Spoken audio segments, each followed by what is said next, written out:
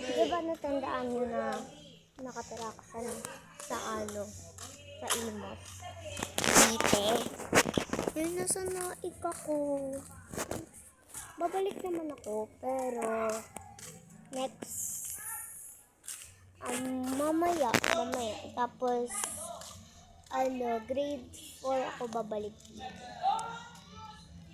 Kasi guys, yung naano ko dito, dogot kami ng dogot. Ingit naman ako. Alam niyo yun? Like, ay, yung tao. Baka naman. Guys, so, hinihintay ko na lang matapos yung ulam namin. Because it's fried.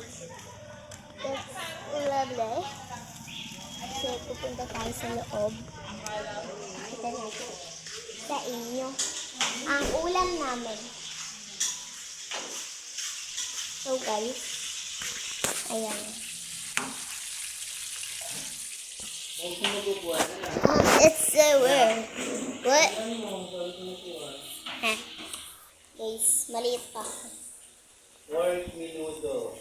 It's pork menudo. So guys, tour na lang sa bahay. Yan.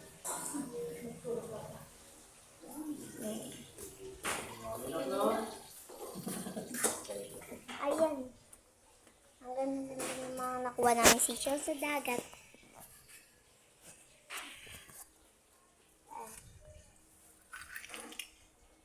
Ayan guys. Ayan. Ganda-ganda ng seashell. Ayan pa kami seashells dyan. So, sa taas naman tayo next. Okay guys.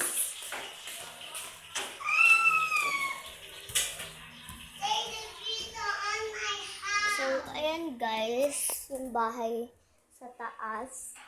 Yan. Tapos, ano duyan?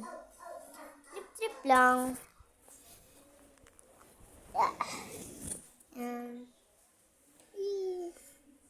Tapos guys, sa dagat guys, yung natatawa ko. Muntik na ako malunod. Alam niyo yun? Yung, gagawin ko parang baliw. So, guys, sa next video ko na lang ipapakita. Next video ko ipapakita yung paano namin, pauwi na namin. Sabihin ko sa inyo guys, nandito na ako sa Cavite ulit. Okay? So, bye-bye na lang because kain na kami. Mamaya na tayo. See you mga beshies.